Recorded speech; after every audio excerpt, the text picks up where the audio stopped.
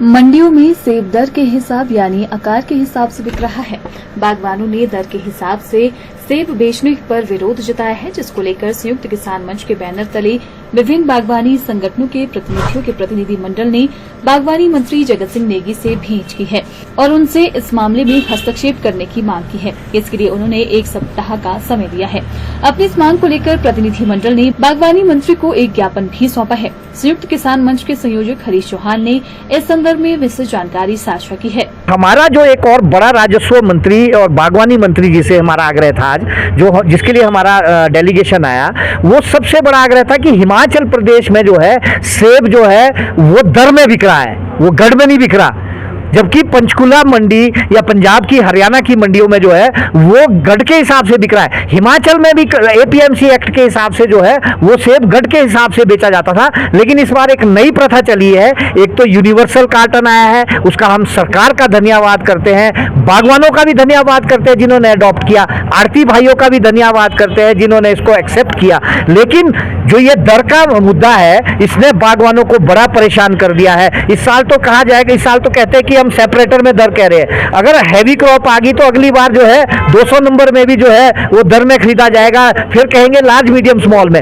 इससे किसानों बागवानों को बहुत बड़ा नुकसान हो रहा है। हमने पहले ही संयुक्त किसान मंच ने 1 हफ्ते का समय जो है सरकार को दिया है। आज भी हम इसीलिए सरकार से मिलने आए हैं। सरकार से आग्रह की जल्द से जल्द इसमें इंटरवीन करके इसको रोक दिया जाए। और साथ में आप सबके चैनल के माध्यम से एक चीज और बोलना चाहता हूं, हिमाचल प्रदेश में सेब का पैसा वसूलना एक बहुत बड़ी चुनौती हो गई है यहाँ की हमारी जितनी भी हमारी मंडियां हैं वहां पर। जबकि एपीएमसी एक्ट के अनुसार 24 घंटे के अंदर किसान बागवान को पैसा मिलना चाहिए।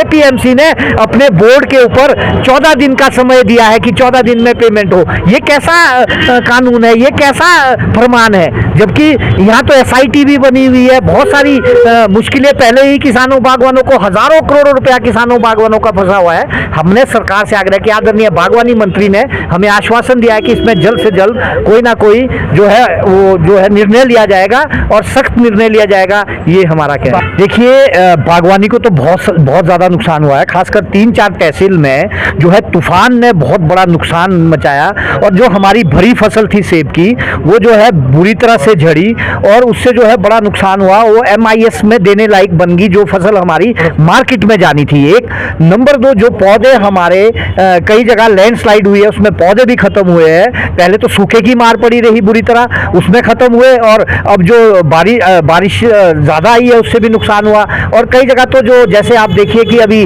जानी नुकसान भी हुआ, वही तो किसान बागवान ही थे, हम लोगों में से ही थे। इसलिए आज हमने जो है बागवानी मंत्री, राजस्व मंत्री हिमाचल प्रदेश से आग्रह किया कि इस आपदा में जो है हिमाचल प्रदेश सरकार भरपूर सहयोग करे। देखिए, अभी सीजन जो है वो पूरी तरह से चला नहीं है। सीजन अभी पहले पड़ाव में है और आपदा में अभी इतना ज्यादा कोई सीजन हैवी नहीं है। अगर सीजन हैवी हो तो ज्यादा मुश्किल हो जाती है। छोटी सड़कें जरूर कुछ जो है बंद है, उसके लिए सरकार ने आश्वासन दिया है कि हम इसको युद्ध स्तर पे जो है खोलने की कोशिश करेंगे। ये हमारा कहना है। बागवानी की आर्थिकी जो है 5000 से 6000 करोड़ की है और आंकलन जो है इस बार अभी तक आंकलन आया नहीं है, सरकार ने आदेश किए हैं। लेकिन जो हमारा अनुमान है, खासकर रोहडू तहसील, जुब्बल तहसील, कोटखाई तहसील, 3-4 तहसील में जो है, चौपाल तहसील, बहुत सारा नुकसान जो हुआ है उसमें हमारा अनुमान है 80 करोड़ से 90 करोड़ के आसपास जो है ये नुकसान है। लेकिन इस नुकसान की भरपाई जो है ना कभी केंद्र करता है ना राज्य सरकारें करती है, केवल मात्र आंकलन होता है